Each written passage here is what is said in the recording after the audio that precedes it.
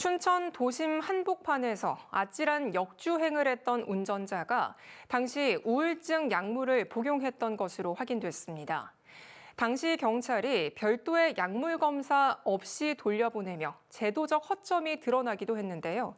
경찰은 사고 2달 만에 이 운전자를 검찰에 넘겼습니다. 나금동 기자입니다. 어두컴컴한 저녁, 춘천 도심의 한 도로. 승용차 한 대가 중앙선을 넘은 채 아찔한 역주행을 이어갑니다. 이미 부서진 앞범퍼가 덜그럭거리며 요란한 소리를 냅니다.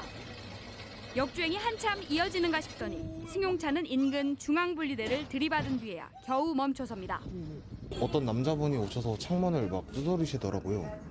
그래서 세워놓고 문 여시니까 갑자기 내리신 분이 좀 비틀거리면서 나오시다가 무슨 우울증 약에 취해가지고 오셨다고 하시는 것 같던데. 그래서 승용차 운전자는 44살 남성, 차에 혼자 타고 있었습니다. 경찰은 사고 2달 만에 이 남성을 도로교통법 위반 혐의로 검찰에 송치했습니다. 이 도로에서 역주행을 하다 사고를 낸 남성은 경찰 조사 결과 우울증 약물을 복용한 것으로 드러났습니다. 당시 출동한 경찰이 우울증 약을 먹었다는 남성의 진술에도 약물 검사 없이 돌려보내 사고 처리 과정이 미흡하다는 논란이 일기도 했습니다. 하지만 음주와 달리 약물의 경우 경찰이 무조건 검사해야 한다는 규정은 없습니다. 약물 같은 경우에는 지금 현재 법률적 근거가 명확하지가 않아요. 없습니다.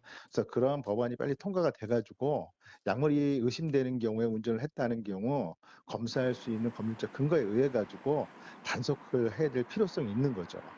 사고 이후 운전자는 강원경찰청 게시판에 반성과 사과의 글을 올리면서 우울증으로 수면 제처 방 시 운전을 하려면 반드시 의사와 상담을 해야 한다는 걸 알리고 싶다고 했습니다. 향정신성 약물을 복용한 뒤 정상 운전이 불가능한 상태에서 운전대를 잡을 경우 3년 이하의 징역이나 1,000만 원 이하의 벌금, 면허 취소 처분이 내려질 수 있습니다. MBC 뉴스 나금동입니다.